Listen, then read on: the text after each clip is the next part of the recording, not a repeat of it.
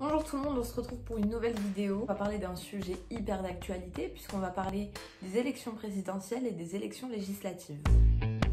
C'est quoi les législatives? Eh bien les élections législatives, ce sont les élections qui vont permettre d'élire les futurs députés de l'Assemblée nationale qui vont débattre et voter des futures lois du pays. Vous, personnellement, vous allez voter pour un député dans votre circonscription. Il y a 577 circonscriptions en France, donc 577 députés. Les élections se dérouleront cette année en juin, quelques mois après l'élection présidentielle. Donc, on va voir dans cette vidéo que les élections législatives, en fait, sont aussi importantes, si ce n'est plus importantes, que les élections présidentielles. Pour répondre à cette question, on va tout d'abord parler du rôle du président de la République, du rôle du Premier ministre, et ensuite à la conclusion que les élections législatives sont très importantes. Le rôle du président. Partons du régime politique en France. Le régime politique en France est un régime semi-présidentiel, c'est-à-dire que le pouvoir exécutif est entre les mains du chef de l'État, le président, et du chef du gouvernement, le Premier ministre. Dans le monde, il y a des régimes purement parlementaires, comme en Grande-Bretagne, où celui qui est à la tête du pays et à la tête du parti politique est le Premier ministre. C'est lui qui dirige clairement le pays. La reine d'Angleterre, par exemple, n'a que les pouvoirs entre guillemets symboliques. Ensuite, on a de l'autre côté le régime présidentiel où le pouvoir exécutif est détenu par le président qui n'a pas forcément de ministre, qui n'a pas forcément de gouvernement et qui est le seul à détenir le pouvoir exécutif, donc à diriger le pays. C'est le cas aux États-Unis par exemple. En France, le régime est donc semi-présidentiel. Le rôle du président. Alors, le rôle du président de la République, c'est un rôle, on va dire, général et qui ne touche pas à la politique. Alors, ça peut paraître contre-intuitif quand on sait qu'on élit un président à partir d'un programme politique. Et le président de la République n'est pas celui qui va proposer des lois. C'est celui qui va proposer des grandes orientations à partir du programme qu'il fait pour être élu, mais en aucun cas il ne participe à l'élaboration des lois. Le chef d'État a pour but de garantir la stabilité de l'État à travers ses institutions. Il a pour but de garantir le respect de la Constitution, un rôle hyper général dans lequel il défend la France, il défend l'intégrité du territoire, mais il n'a aucune responsabilité politique. Le seul grand domaine dans lequel le président a un pouvoir absolu, entre guillemets, c'est le pouvoir de l'armée. Le président est le chef de l'armée, préside les conseils et les comités supérieurs, c'est lui qui décide d'envoyer des soldats n'importe où dans le monde, c'est lui qui décide ou pas d'appuyer sur le bouton de la bombe nucléaire. L'autre pouvoir du président de la République, c'est qu'il nomme le Premier ministre. Mais encore une fois, il n'a pas le droit d'entrer dans l'Assemblée nationale, il ne participe pas au débat sur les... Il est juste ici pour garantir la stabilité de son État. Celui qui détient réellement le pouvoir exécutif en France, vous l'aurez compris, c'est le Premier ministre.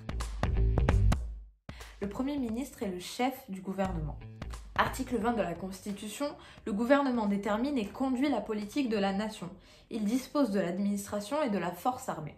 Il est clairement dit que celui qui dirige clairement l'action du pays, c'est le gouvernement et le chef du gouvernement. Le pouvoir d'administrer l'État à travers donc ses institutions et ses administrations, c'est le gouvernement et le chef du gouvernement qui propose les politiques, qui propose des idées et qui vont même proposer des lois. Le Premier ministre peut demander à ses ministres de travailler sur un projet de loi et il peut lui-même émettre un projet de loi qui sera ensuite débattu et voté en Assemblée nationale. Le côté politique, le côté de vie de la cité à travers les lois, à travers le débat et à travers l'action appartient au Premier ministre. En fait, le président de la République est politiquement irresponsable. Il n'a qu'une fonction d'arbitre et il veille en fait à la stabilité de son État. Le Premier ministre et son gouvernement en compte à eux une responsabilité politique puisque ce sont eux qui dirigent l'action, ce sont eux qui ont une autorité politique, représentent le parti politique auquel ils appartiennent et ils ont une capacité à diriger le pays en proposant des lois et en mettant en exécution les lois.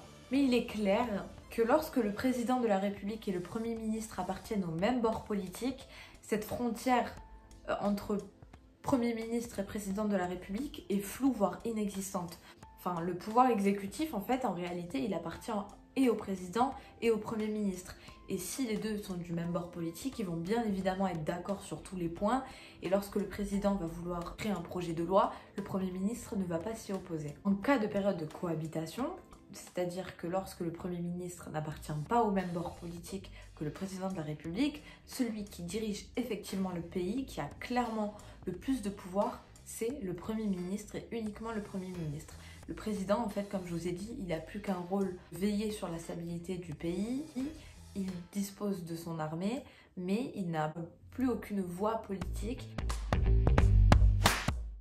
Eh bien, c'est pour ça que les élections législatives sont extrêmement importantes. Le Premier ministre est issu de la majorité qu'il y a lors des élections législatives. Si la majorité est de droite, le président nommera un Premier ministre de droite, même s'il est de gauche. C'est-à-dire que les élections législatives sont en fait le moyen soit de renforcer le pouvoir du président en lui donnant la même majorité que son parti politique, et dans ce cas-là, Premier ministre et président seront vraiment un duo inséparable et ils vont diriger le pays tous les deux, soit en fait, on ne lui donne pas la majorité, et dans ce cas-là, les élections législatives sont un moyen de créer un contre-pouvoir très efficace, puisque le Premier ministre qui découlera de cette majorité sera en opposition avec le président et il aura donc les clés pour diriger le pays. Si on voulait vraiment être logique et cohérent dans notre vie de citoyen, on participerait autant aux élections présidentielles qu'aux élections législatives.